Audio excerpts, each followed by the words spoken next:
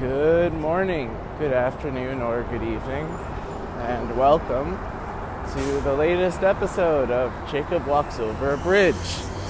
I'm Jacob. I'm currently walking over a bridge, and guess what? Spoiler alert, it's not chicken butt. I finally decided that the time has come to try to expand the reach of this humble podcast. Up until now, it's just been a SoundCloud exclusive. But seeing as how most people don't really go to SoundCloud, I am guilty of that for the most. I never really went to SoundCloud other than maybe a handful of times before really researching how to start a podcast. Even when people on Twitter, when a tweet would go viral and they say, check out my SoundCloud, I would often not check out their SoundCloud. And I know that I've hedged my bets on that. I, too, have posted on my Twitter account the link to my SoundCloud just in case I, too, go viral. But I was never really one to go explore.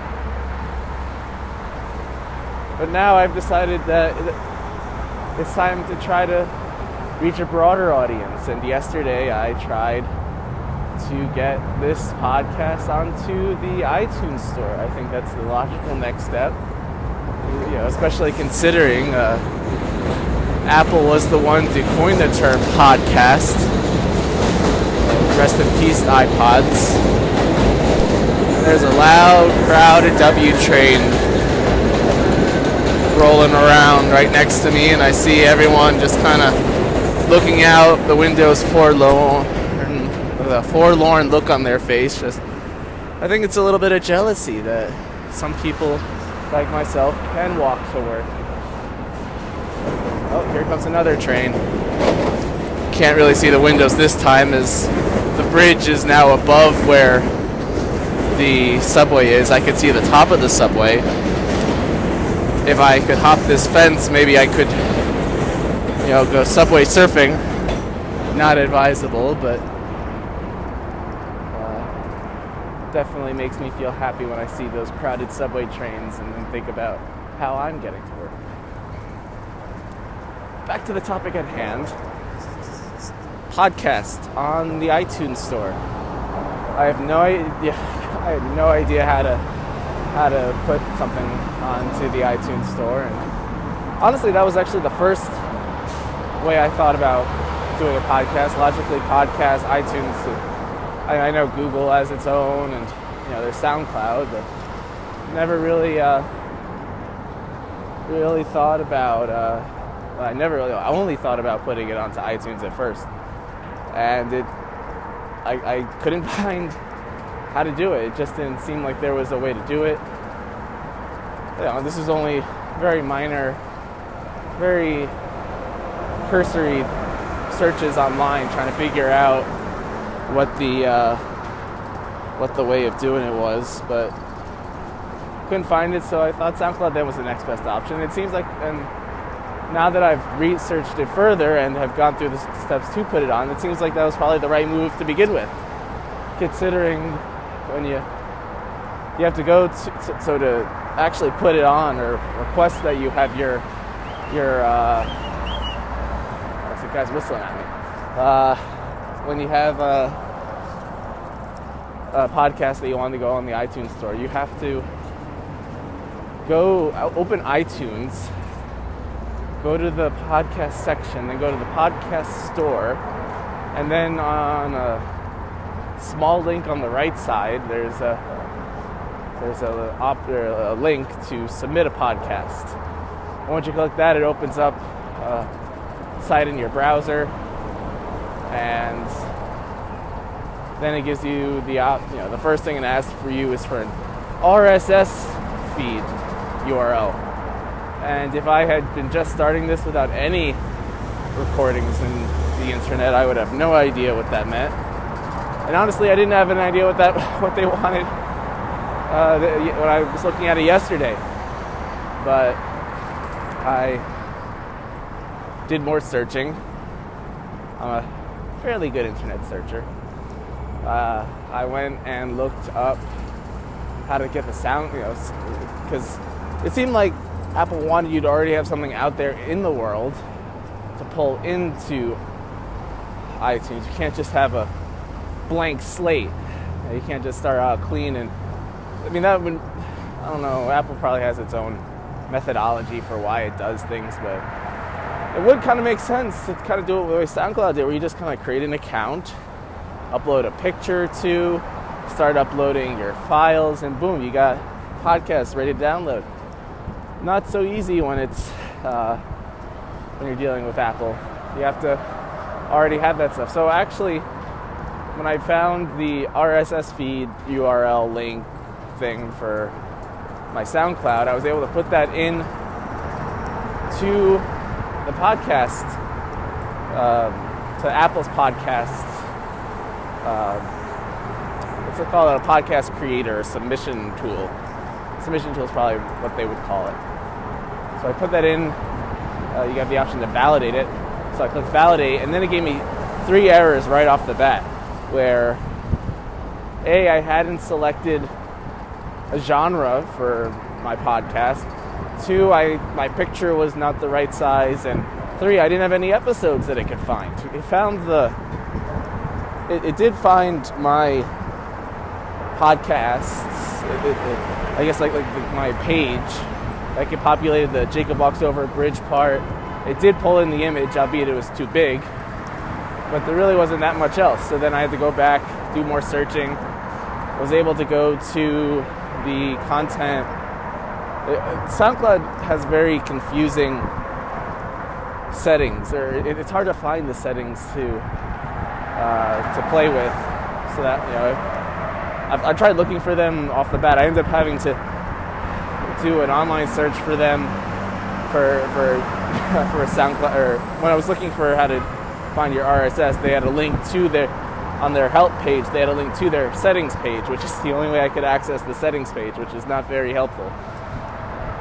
SoundCloud, if you're listening, you should probably change that.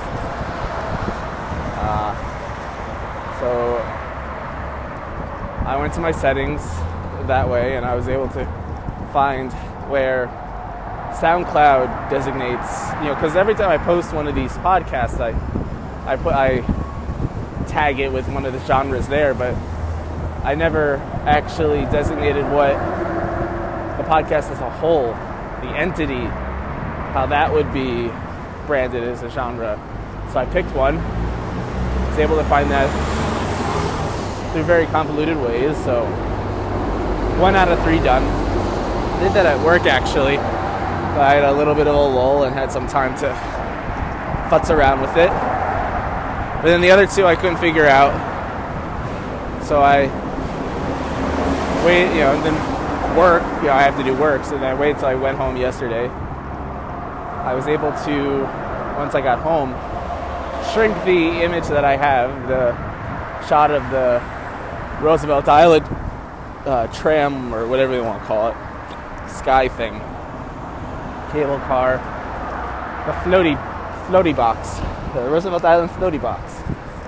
So I was able to take that image and shrink it a bit. I don't know if you guys noticed it, if anyone looks at that picture anymore, but I had it fit to Apple's designated size. So now that was done. So that was 2 down, 1 to go in terms of the errors I had to fix. And the last one was the most confusing, where I didn't have any episodes or so, Apple thought.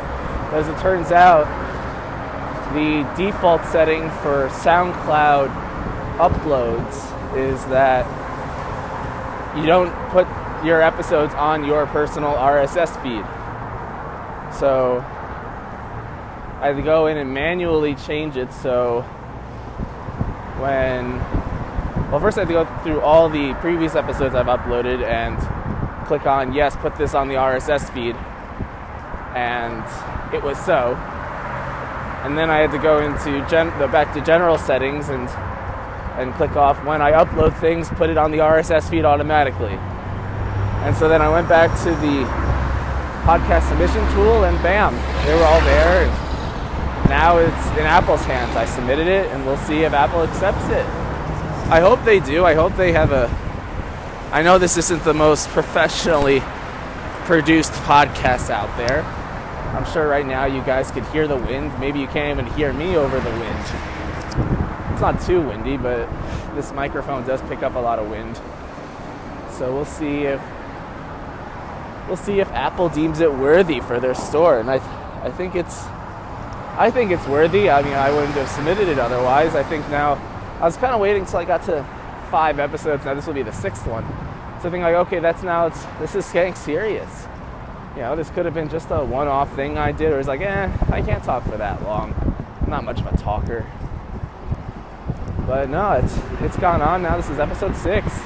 Welcome to episode 6, guys. This has been fun. You know, I'll throw some surprises in along the way. You know, gotta maybe find ways to reward my listeners. You guys like giveaways? I don't really have much to give away right now, but it's kind of spur of the moment thinking. I have nothing planned for that, but one day you will probably maybe get a giveaway. That's why you gotta subscribe, so that way you guys know right off the bat when these episodes drop. And hopefully when and if it does, if and when, I guess you probably better say, if and when this does get onto the iTunes podcast service, then I think it'll be easier for people to deal with. And it'll be kind of cool. You know, I'm a content creator on an official store. You know, I'm not making any money off of this, but hey, I'm having fun. And that would kind of be like a serious thing. So that was my day yesterday. On top of work and watching the Mets game and walking. Yesterday was the first time since the weekend that I was able to walk to and from the office. Oh yeah, also Short Story Club. I had Short Story Club yesterday. You know, we tried, the editors started trying to do a book club. Didn't really work out. You know, we picked a doozy to start with, and we never really got off the ground. But we got like 1 or 2 meetings in, and people got busy and it just didn't work out. But now we got Short Story Club, where people pick a short story every 2 weeks and we read it and then discuss. And I think that's definitely a little more digestible. We included a lot more people, so even if 2 people are out, you still have a good showing. I think that it's definitely, I enjoy it. I enjoy discussing literature. I don't necessarily, sometimes I don't like being on the forefront of the discussion like I was yesterday.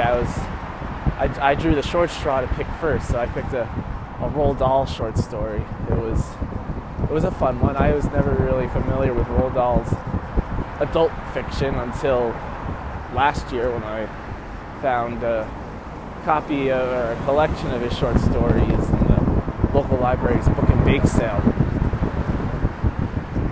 And then I had a lot of time during jury duty to read, so I was reading a few of those at a time. Picked one of those, old one from like 1959, Dip in the Pool, if you've ever read it. If not, it's a short one. I decided that, this is the inaugural Short Story Club meeting. I wasn't going to start out with a huge short story, because interest would probably dip then. You gotta hook them in with something that's short and sweet before handing them the meat and potatoes. Short Story Club went well. I was leading the discussion and hope I did all right. Hope I did all right. About halfway now, give or take, passing the halfway mark. I'm on over Roosevelt Island. It's definitely different than 2 days ago when I was walking. That was a very foggy day, not too hot, not too cold. It was.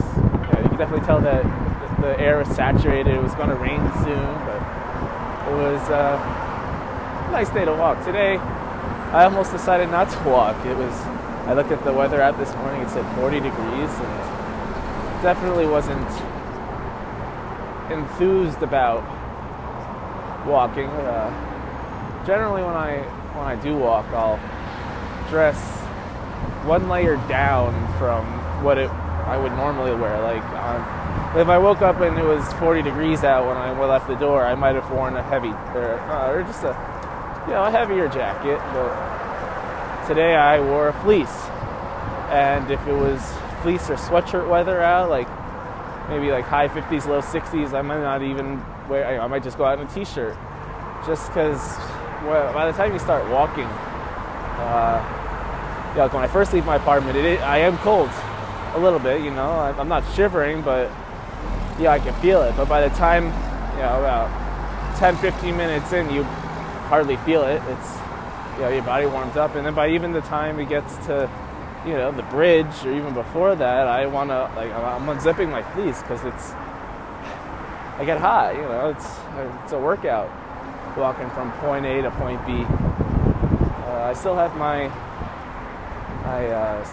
fleece zipped up right now. I think I'm comfortable. I haven't been zipping along today. I forgot to.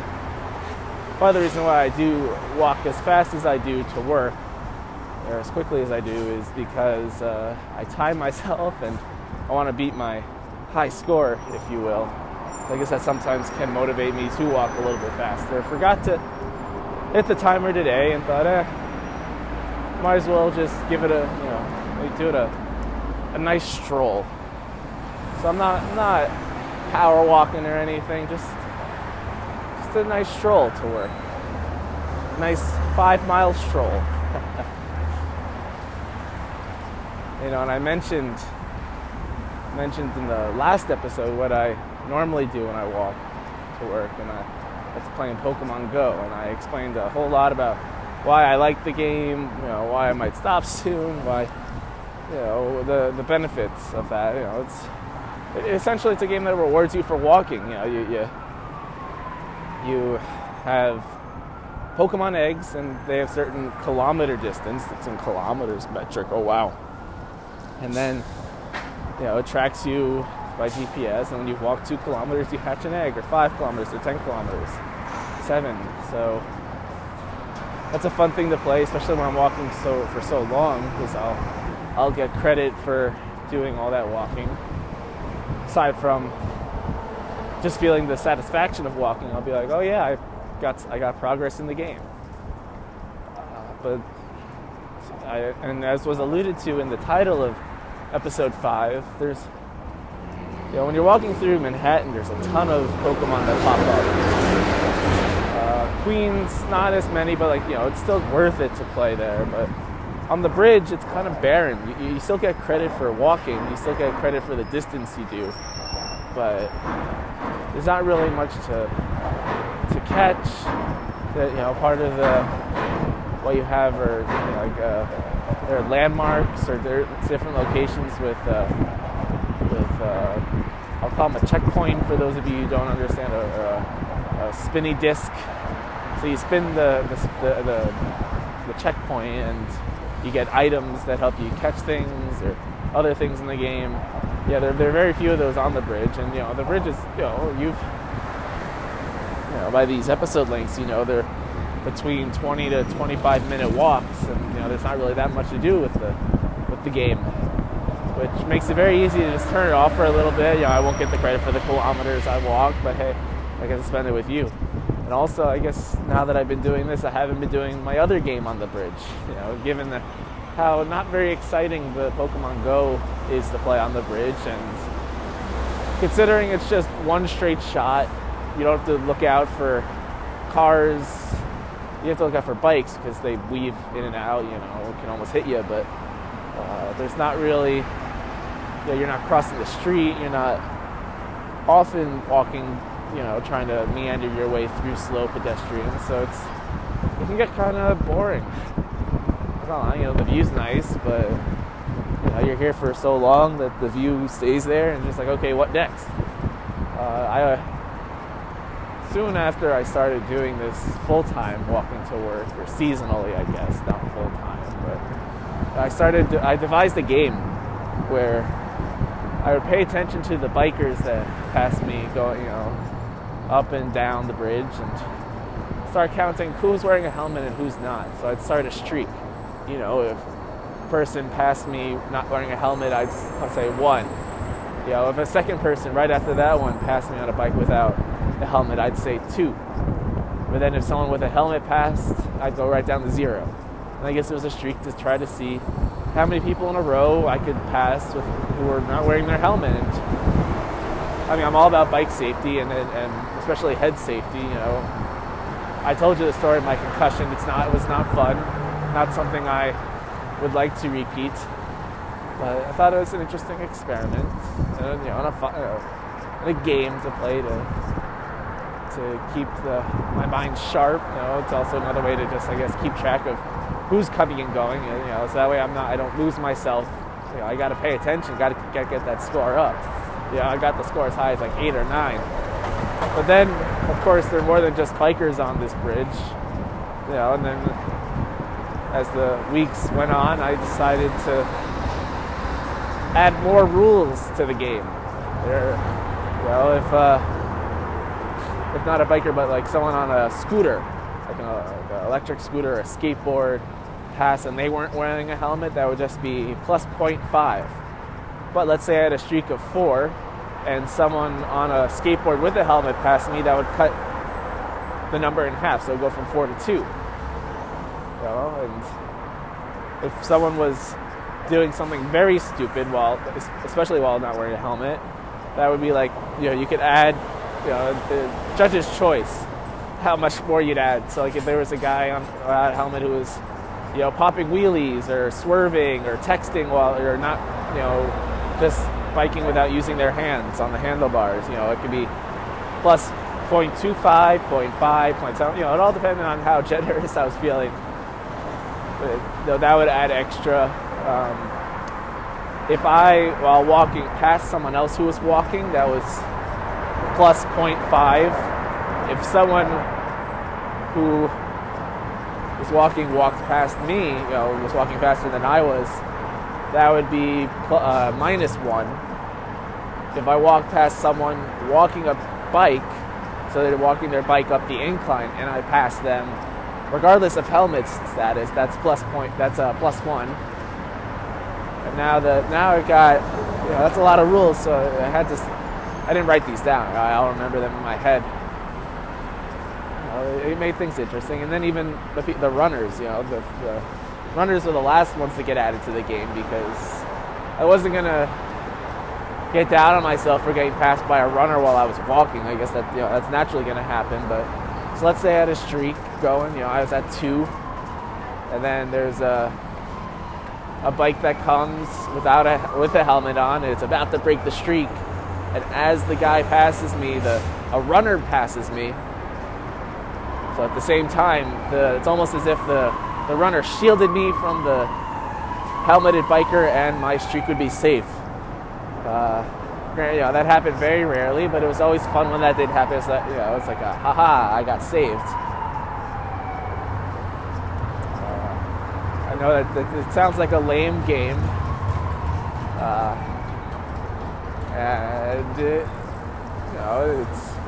what it is. What it is. No one else from Queens wants to walk with me to work, so I gotta think of something to do while I'm just here on the bridge, hanging out. But to be fair, what I'm doing now does beat it.